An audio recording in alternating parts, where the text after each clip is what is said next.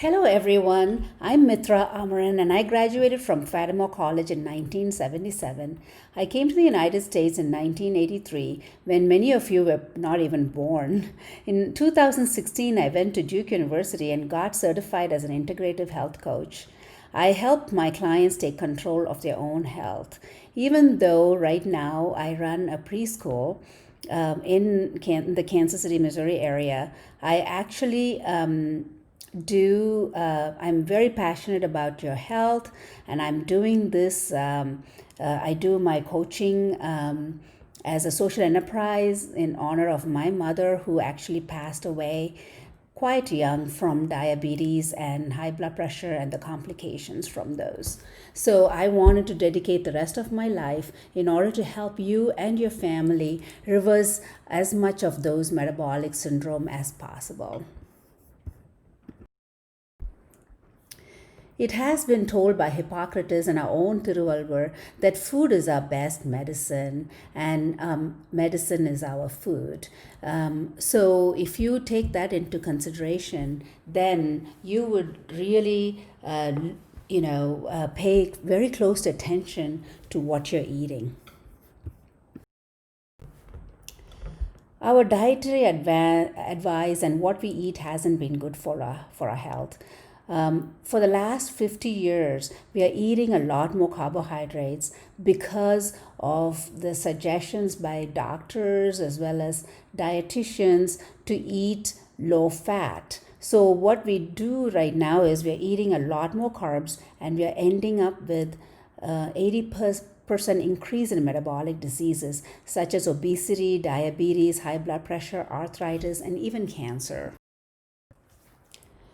When we have been told that carbohydrates are good and oils are bad, we have been eating low fat, which means we have replaced healthy fats which were eaten by our forefathers with more carbohydrates. More than what our body can handle, actually.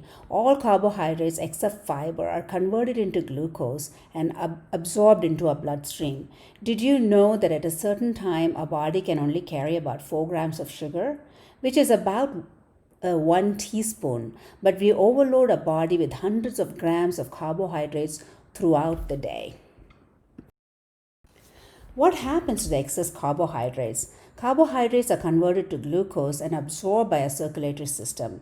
The glucose in our blood causes our body to secrete a hormone called insulin. It is a highly inflammatory substance. It immediately converts the glucose into fat and first stores in our liver, leading to fatty liver. When the liver gets too full of fat, it can no longer take any more fat. The body then deposits these fats under our skin, which is subcutaneous fat, which is actually not as harmful as visceral fats, which is actually our belly fat. The belly fat surrounds all our important organs and causes our bad cholesterol, such as triglycerides, to go up. Ultimately, it just leads to obesity and or cardiovascular diseases and or high blood pressure and or cancer.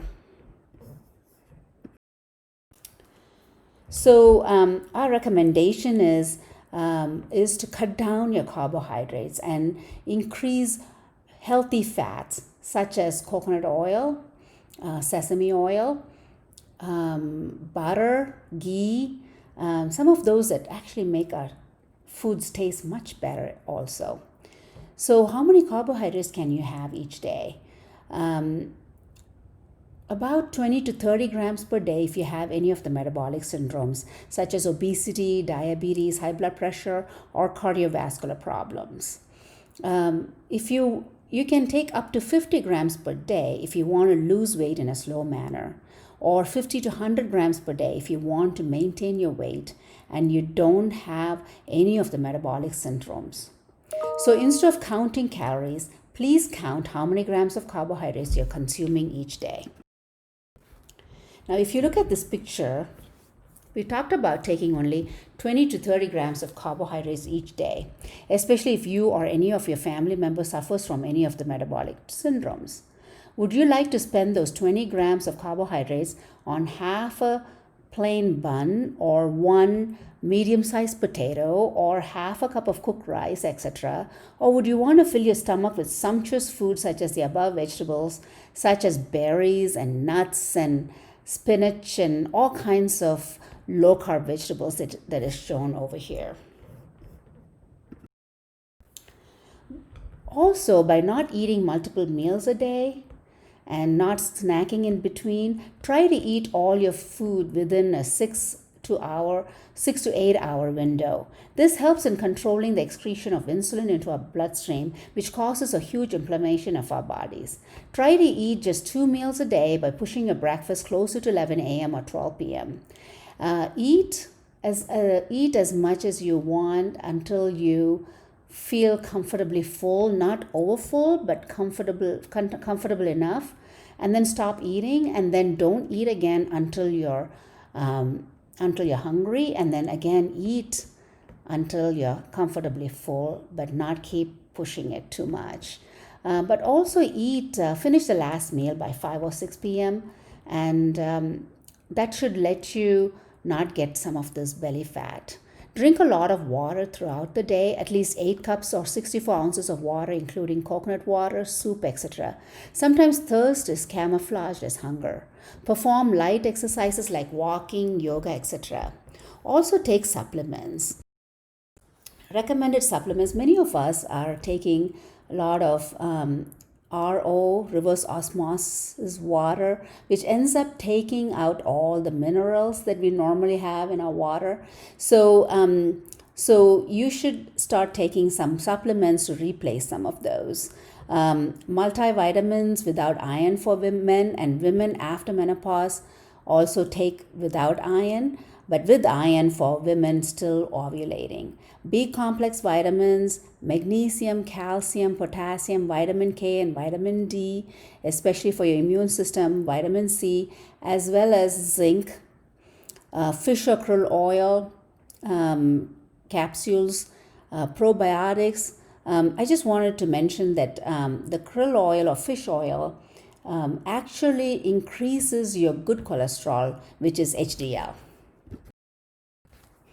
So this is the keto food pyramid, which is actually a low-carb food pyramid, unlike the one that's put out by the USDA. So we have all the oily substances like cheese and eggs and meats at the bottom, and which means you eat a lot of those. And you can see also like oils such as butter and olive oil. And then taking in more green leafy vegetables like we mentioned before, and lots of nuts and seeds, and some non-green vegetables as well as berries are at the top. Obviously, you see that there's no bread or pasta or sugar or milk, which has a lot of lactose, which is a kind of sugar, corn, beans, and rice. Beans also includes our lentils, which is a parupu.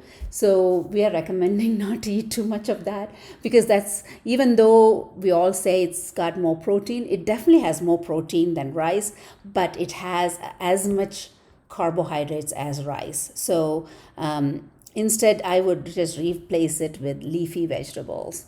So there you have it. I'm wishing you many years of healthy living, and I hope you live up to 100. Thank you.